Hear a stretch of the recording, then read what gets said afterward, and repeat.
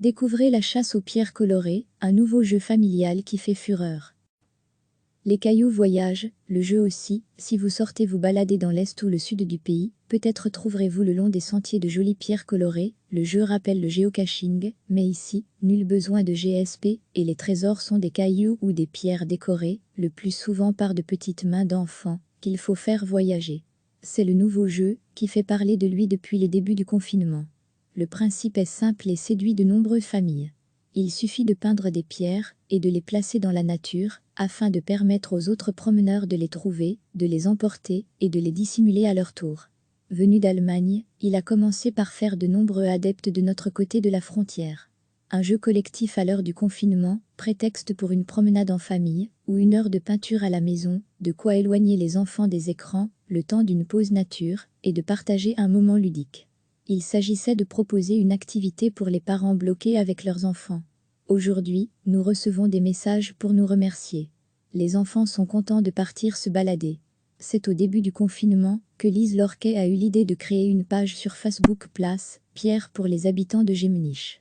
Ma fille m'a parlé d'un groupe germanophone, explique Lise. Séduite par le principe, elle crée un groupe francophone. En quelques semaines, le groupe est parvenu à rassembler près de 3000 membres. Même en Flandre, on y joue, une dame du groupe a eu l'idée d'emmener quelques cailloux à la mer. Grâce à elle, aujourd'hui, nous comptons des Anversois parmi nos membres, et le jeu fait désormais des petits au sud du pays. Nathalie Gire a eu vent du jeu par une amie. Ni une, ni deux, elle crée son groupe pour la région d'Arlon. 2 semaines plus tard, il compte plus de 9000 membres.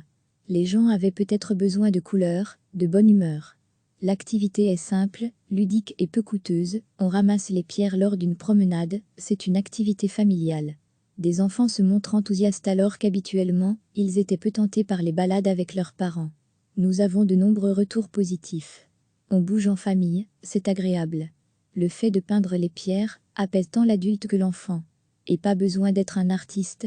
L'essentiel, c'est de prendre du temps en famille, de se poser. Il n'y a pas d'enjeu, pas de lot à gagner. Et la seule règle, c'est le respect de la nature, insiste Nathalie Gire. C'est pour cela que nous ne cachons pas les pierres, elles doivent être visibles, pour ne pas risquer de piétiner la végétation inutilement. Si les participants voient leurs pierres voyager via les réseaux sociaux, tant mieux. Mais l'objectif premier est simplement de faire bouger les participants dans la nature. De passer un bon moment. Et éventuellement, de voir sa pierre voyager. Le téléphone ou l'appareil photo n'est donc pas obligatoire en balade, chaque groupe peut adapter les règles. On peut imaginer des variantes en fonction des villages.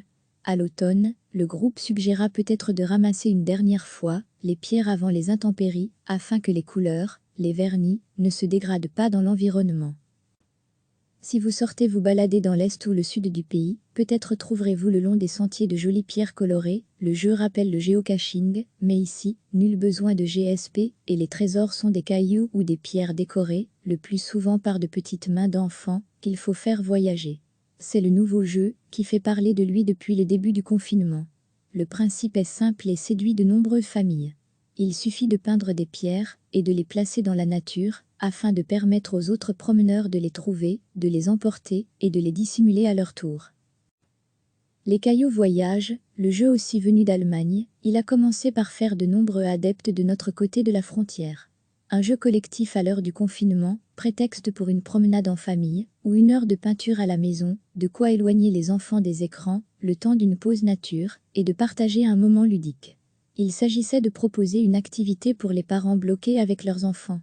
Aujourd'hui, nous recevons des messages pour nous remercier. Les enfants sont contents de partir se balader. C'est au début du confinement que Lise Lorquet a eu l'idée de créer une page sur Facebook Place, Pierre pour les habitants de Gemnich. Ma fille m'a parlé d'un groupe germanophone, explique Lise. Séduite par le principe, elle crée un groupe francophone. En quelques semaines, le groupe est parvenu à rassembler près de 3000 membres. Même en Flandre, on y joue, une dame du groupe a eu l'idée d'emmener quelques cailloux à la mer. Grâce à elle, aujourd'hui, nous comptons des Anversois parmi nos membres, et le jeu fait désormais des petits au sud du pays. Nathalie Gire a eu vent du jeu par une amie. Ni une, ni deux, elle crée son groupe pour la région d'Arlon. 2 semaines plus tard, il compte plus de 9000 membres. Les gens avaient peut-être besoin de couleurs, de bonne humeur. L'activité est simple, ludique et peu coûteuse, on ramasse les pierres lors d'une promenade, c'est une activité familiale.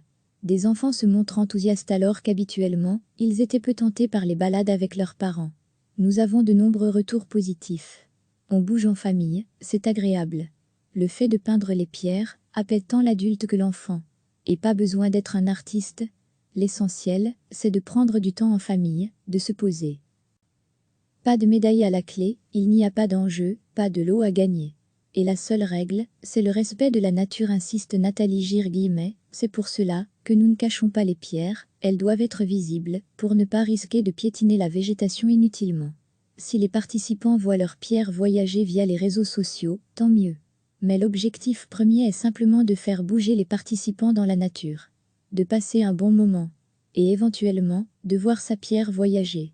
Le téléphone ou l'appareil photo n'est donc pas obligatoire en balade, chaque groupe peut adapter les règles. On peut imaginer des variantes en fonction des villages.